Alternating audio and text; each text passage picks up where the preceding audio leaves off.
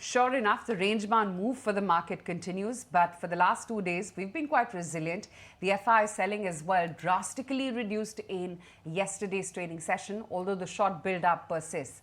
Chandan, hi, morning. What's your view for today? Where do you think the Nifty is headed? Good morning. Thanks for having me. So Nifty index has got stuck in a range, but on weekly chart, it has been making lower top, lower bottom from last almost 5 to 6 weeks. We have seen a corrective move of more than 1,000 points in last 6 weeks as index corrected from 25,669 to 25,535, 550 marks. But the good part is that even after the selling pressure, the index has got stuck in a narrow range and finding some support based buying near 24,550 level. However, the immediate trend is negative, but most of the data setup gone into the oversold territory. FI's long short ratio is 9%, that is near historical low level. India VIX is not spiking even after the decline in the market.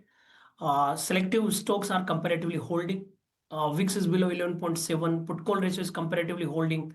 So getting the sense that mixed set of cues could be there. However, the upcoming RBI policy could be a key trigger, but market needs to negate the lower top, lower bottom.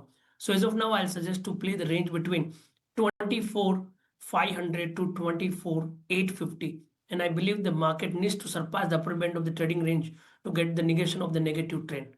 But as of now, with support of 24,500 to 24,850 kind of range can be played here.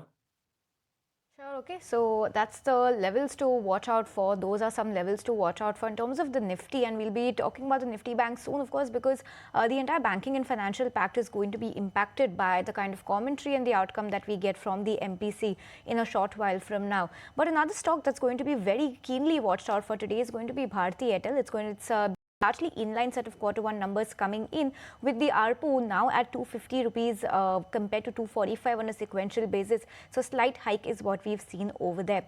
What's worked this quarter? What has lagged? Let's bring on board my colleague Pulkit, who tracks the sector closely, who's here to do all the number crunching for us. Pulkit, morning. Airtel has released its Q1 earning. And if you look towards the number, the revenue stood at around 49,463 crore, which is around 3.3% up quarter-on-quarter basis. For profit after tax, it stood at around 5,948 crore, and it is around 13.8% up as compared to the last quarter. For EBITDA, it is 28,167 crore, and for EBITDA margin, it is almost flat and stood at around 56.9%. If we talk about the ARPU, that is average revenue per user, it stood at around 250, while in the previous quarter it was around 245 rupees.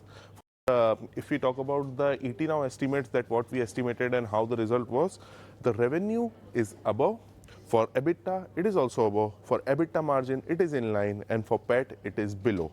If you look towards the key points that need to be focused in the result, the India business revenue grew up by 2.3% quarter-on-quarter basis, and it was basically backed by the improved realization in mobile segment and strong home business.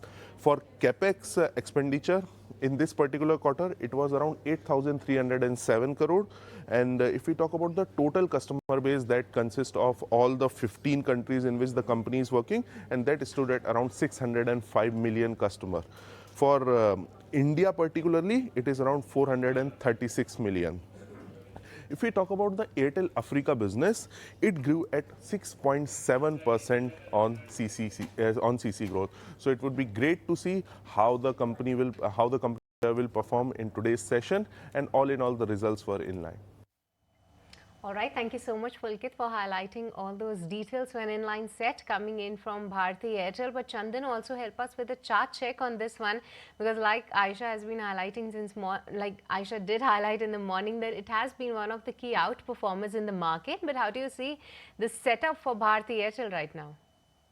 Yeah, so Bharti really performed well in last 7 years. It really developed from 264 to all the way to 2045. So one of the strongest counter in this market scenario. And the good part is the counter is low beta, and whenever the market corrects, it tends to witnesses buying interest. And we have noticed that the market corrected, but the stock has been finding support near 1880 marks from last 3 weeks. Major trend is positive. It has nature of forming the higher base. So I believe with support of 1880, the stock is again potential to really towards 2000 to 2020 marks.